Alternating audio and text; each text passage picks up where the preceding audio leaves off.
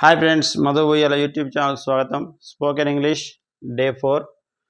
ఇప్పుడు గత వీడియోలో మనం ఏం నేర్చుకున్నామో ఒకసారి రివిజన్ చేసుకొని క్లాస్ స్టార్ట్ చేద్దాం. మనం గత వీడియోలో పాజిటివ్ సెంటెన్స్, నెగిటివ్ సెంటెన్స్ నేర్చుకున్నాం. వాటికి ఉదాహరణ ఒకటి వాక్యం చూసి తర్వాత ఈరోజు క్లాస్ స్టార్ట్ చేద్దాం. చూడండి, పాజిటివ్ సెంటెన్స్ మొదటగా subject,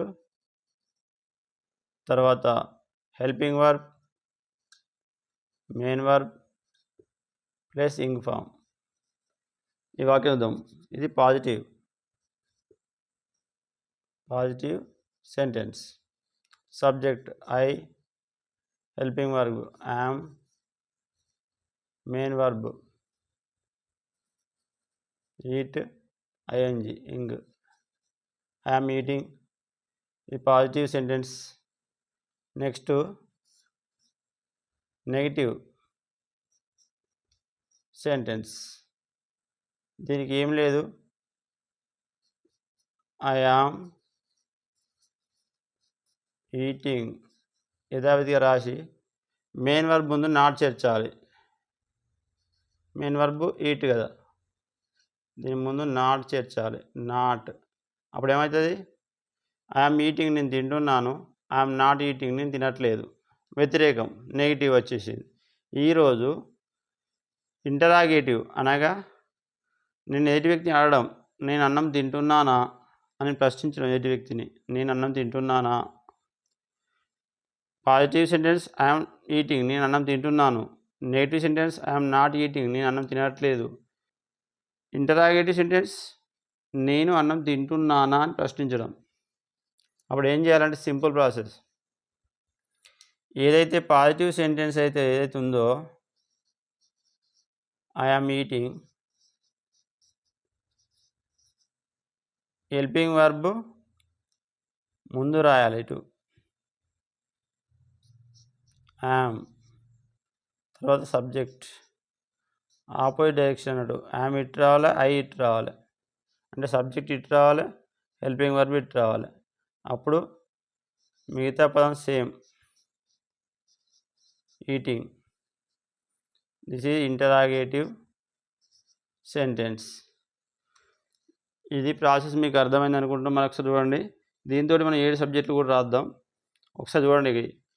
positive sentence I am eating నేను అన్నం తింటున్నాను. Negative sentence I am not eating నేను అన్నం తినట్లేదు. నెగిటివ్ సెంటెన్స్ అయిపోయింది. Positive sentence I am eating, negative sentence I am not eating. Next interrogative am I eating, am I eating నేను తింటున్నానా, am I eating. Helping verb ముందు రావాలి, subject తర్వాత రావాలి. ఇక్కడ పాజిటివ్ సెంటెన్స్లో ఏమైంది? మొదట సబ్జెక్టు తర్వాత హెల్పింగ్ వర్బ్. ఇంటరాగేటివ్లో మొదట హెల్పింగ్ వర్బ్ తర్వాత సబ్జెక్టు. దీని మాదిరిలో మిగతా ఆల్ సబ్జెక్ట్ రాసుకోవచ్చు మనం. చూద్దాం ఒకసారి.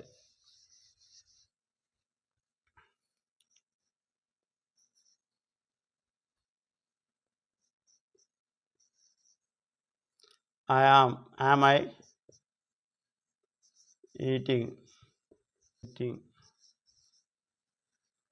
ఒకసారి చూడండి వాక్యాలు మొత్తం.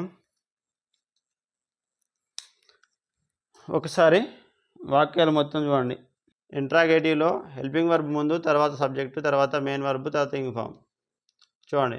యామ్ ఐ ఈటింగ్ నేను తింటున్నానా, ఆర్ యూ ఈటింగ్ మేము తింటున్నామా, ఆర్ యూ ఈటింగ్ నీవు తింటున్నావా, ఆర్ దే ఈటింగ్ వారు తింటున్నారా, ఈజ్ హీ ఈటింగ్ అతను తింటున్నాడా, ఈజ్ షీ ఈటింగ్ ఆమె తింటున్నదా, ఈజ్ ఇట్ ఈటింగ్ అది తింటున్నదా. This is interrogative system. మనం ఇప్పటివరకు positive, negative and interrogative sentence ఎలా తయారు చేయాలో చూసాం. ఈ విధంగా మనం ఇదే ప్రాసెస్లో కేవలం క్రియాపదం మార్చుకుంటా వందల పదాలు, వేల పదాలు తయారేసుకోవచ్చు. మనకు ఎన్ని క్రియాపదాలు తెలిస్తే అన్ని వాక్యాలు మనం నేర్చుకున్నట్టే. ఉదాహరణకు ఈట్ ఉందా, ఈట్ ప్లేస్లో డ్రింక్ రాసుకో, drink. Ing drinking, yam I drinking నేను తాగుతున్నాను, ఐఎమ్ డ్రింకింగ్ వాటర్ అనుకో. ఇట్లా పెంచుకుంటూ పోవచ్చు, ఎన్ని వాక్యాలను తయారు. యామ్ ఐ ఈటింగ్ లేదు I am eating biryani. Am I eating biryani అంటే నేను బిర్యానీ తింటున్నానా? యామ్ ఐ డ్రింకింగ్ వాటర్ నేను నీరు త్రాగుతున్నానా? ఇలా మనం సొంతంగా ఎన్నైనా క్రియేట్ చేసుకోవచ్చు. యామ్ ఐ ఈటింగ్ నేను తింటున్నానా? యామ్ ఐ ఈటింగ్ బిర్యానీ నేను బిర్యానీ తింటున్నానా? యామ్ ఐ డ్రింకింగ్ నేను తాగుతున్నానా? యామ్ ఐ డ్రింకింగ్ వాటర్ నేను నీరు త్రాగుతున్నానా?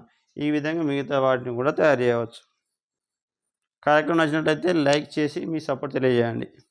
అలాగే కొత్తగా ఛానల్ చూస్తున్నవారు ఛానల్ సబ్స్క్రైబ్ చేసుకోండి.